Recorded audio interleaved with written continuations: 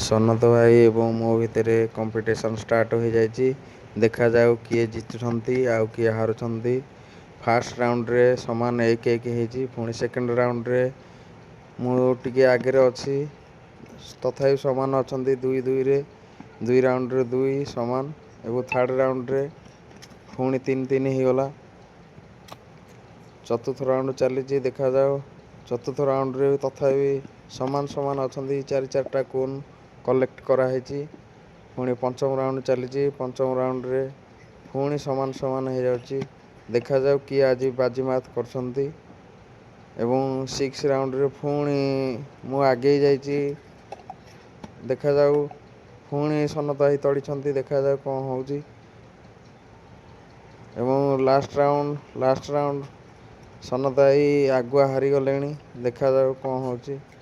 Last round ବହୁତ ଥକା ହୋଇପଡ଼ିଛନ୍ତି ସନତ ଭାଇ ଏବଂ ଲାଷ୍ଟ ରାଉଣ୍ଡ ମୁଁ ବି ବହୁତ ଥକା ହୋଇଯାଇଛି।